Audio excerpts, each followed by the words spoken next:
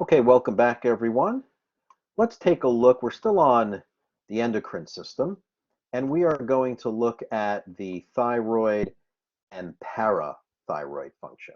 Okay, so let's look at what significance calcium has on the human body. So, calcium, when we think of calcium, most people think right away bones, bones, bones, and it's true. Bones are involved, calcium is involved in building strong bones and strong teeth. And if you have good calcium, then there's less chance of osteoporosis. But that's just one factor. One factor is calcium. To absorb calcium, we need vitamin D. And, I'm in the Northeast, I'm in New York. So I tell my patients, and I test them twice a year.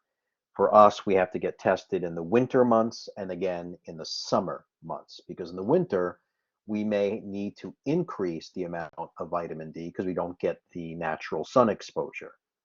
I have some patients on 10,000 international units, some on 20,000 international units of vitamin D3, depending on what their blood value of what we call 25-OH, which is 25 hydroxide. This is the blood test that you want to run, which tells you what your vitamin D is.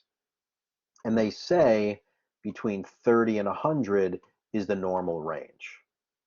And most people that I check are somewhere between like 20 and 30 in the Northeast, for sure. Um, and ideally, we want to see this number around 55. That's pretty good, around 55-ish. If it's too high, I've seen too high vitamin D associated with what we call autoimmunity. It could be an indicator of autoimmunity.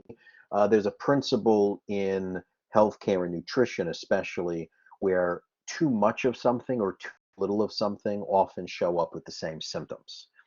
So heartburn, for example, could be from too much stomach acid or too little stomach acid. Autoimmunity could be from too much vitamin D or too little vitamin D. So vitamin D is one of the things we need to look at also, and you'll see how that comes into play here.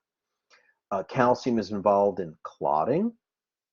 Calcium is involved in muscle function as well as nerve function, and it's involved in releasing hormones. Well, and even neurotransmitters, right? We saw when we covered muscles how calcium is involved in the release of acetylcholine in the synaptic cleft. Calcium is also involved in regulating the heartbeat. So, calcium is super important.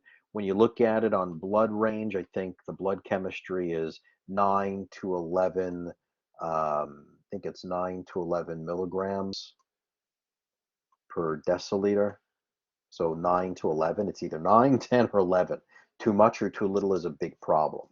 So what does the body do to regulate this? Well, we have two hormones. We have one on top called calcitonin, one on the bottom called parathyroid hormone. Calcitonin is released by the thyroid gland, and parathyroid hormone is released by the parathyroid gland. So let's see how this works. So let's start at around the 9 o'clock position. We have some sort of, we see homeostasis. We have normal blood calcium. Here it's about 10 milligrams.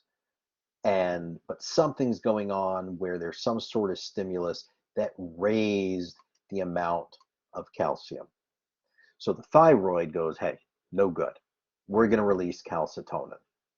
Calcitonin is going to take some of that calcium and it's going to put it in the bank. It's going to put it in the bones. It's going to deposit that calcium in the bone. Okay. It also is going to reduce calcium uptake by the kidneys by decreasing the amount of vitamin D, right? Because the more vitamin D you have, the more calcium you absorb. If you decrease the amount of vitamin D, you decrease the amount of calcium. And it also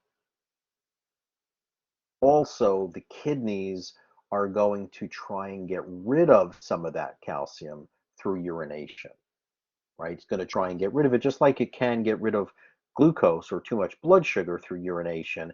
If calcium is too high, we can excrete some through urination. But let's say you get rid of too much, and let's say you put too much in the bone. Now, all of a sudden, we have some sort of stimulus that's creating the calcium to go too low.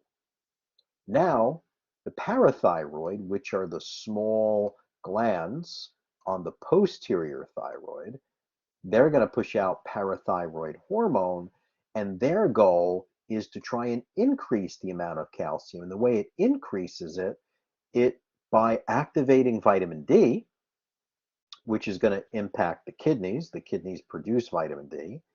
It's going to increase when you have increased vitamin D, you can increase the amount of calcium that you digest through your diet.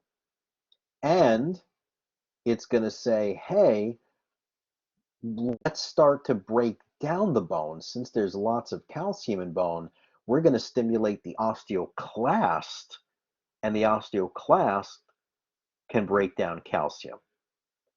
So breaking down calcium, increasing vitamin D, we can now increase the amount of calcium through the diet, the amount of absorption through the diet, and all of a sudden your calcium levels go back up. Okay, so this is the connection between calcitonin and PTH. In summary, calcitonin's job is to try and lower the amount of calcium, whereas parathyroid hormone's job is trying to increase the amount of calcium in your blood. Okay, when we come back, we're going to talk about the adrenal glands.